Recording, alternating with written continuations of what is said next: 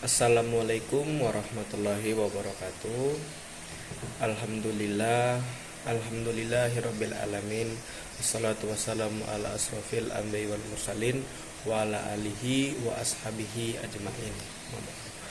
Puji syukur kehadirat Allah yang telah memberikan kita nikmat sehat dan nikmat rezeki kita pada hari ini.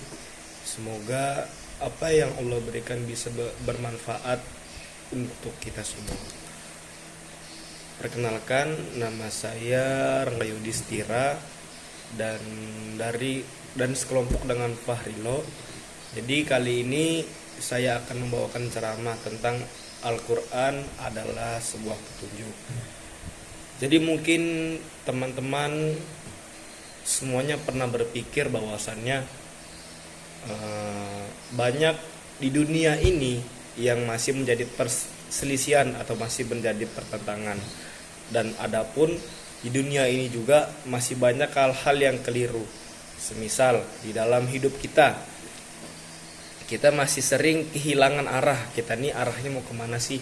Kadang-kadang tuh yang pertama tuh kadang-kadang kita taat, nanti kadang-kadang kita kembali lagi ke jalan yang benar, nanti kadang-kadang kita taat lagi, dan kadang-kadang nanti kita kembali lagi ke jalan yang benar. Nah, itulah iman. Iman itu dia naik dan turun karena kita manusia. Jadi terkadang nanti iman kita naik, kita semangatnya beribadah, nanti iman kita turun lagi, kita jadi malas beribadah lagi. Dan itu menurut saya wajar. Kenapa wajar? Karena kita manusia. Kalau kita seperti malaikat yang imannya naik, dan itu kita tidak bisa menjadi mereka. Jadi ada kalanya iman kita lagi naik, kita lagi semangatnya lagi sholat, ngaji, puasa, sunnah, pas segala macam.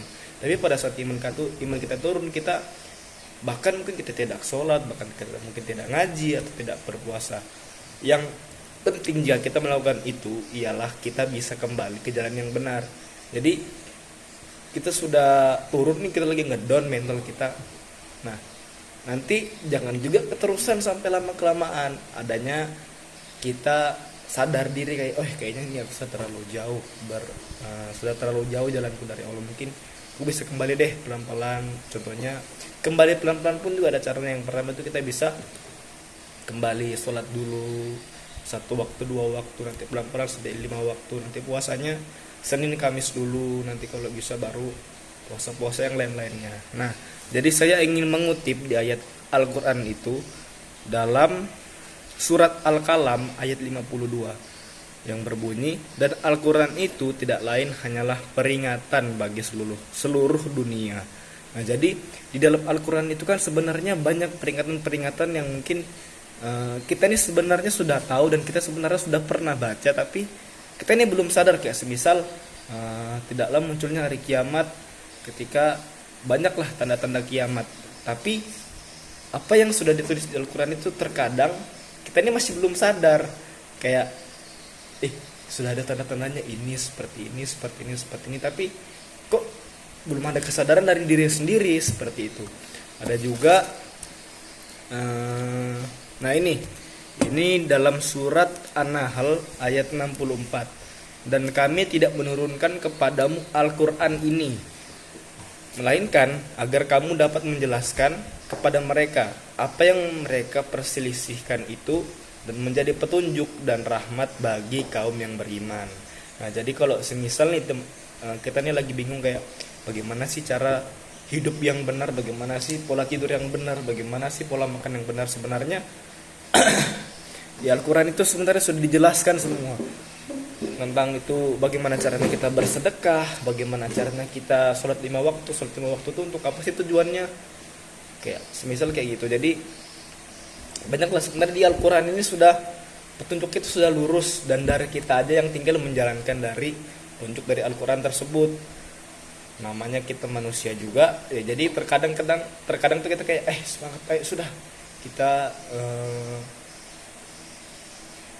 kita mengikuti apa yang Al-Quran jelaskan. Nah itu tapi terkadang juga kita kayak biarlah sudah nanti aja lah kayak gitu.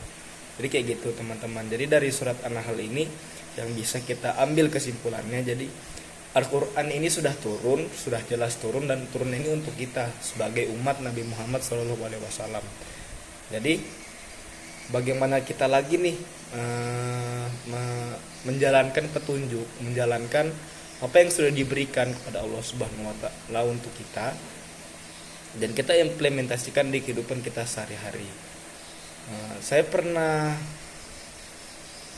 baca di Instagram kalau tidak salah, yang paling penting itu membahagiakan begini nih, ada pahala yang sama besarnya seperti pada saat kita sholat 1000 kali sholat malam, yaitu apa? Yaitu membahagiakan orang lain. Nah, jadi sebenarnya membahagiakan orang lain ini dia cukup simpel, tapi orang-orang nih dia ndak mau kayak gitu. Dia tuh sudahlah, diriku dirimu.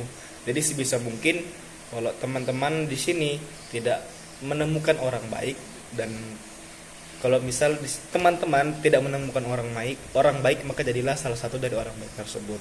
Mungkin cukup sekian dari saya. Mohon maaf jika banyak kesalahan kata, kurang lebihnya saya mohon maaf. Wassalamualaikum warahmatullahi wabarakatuh.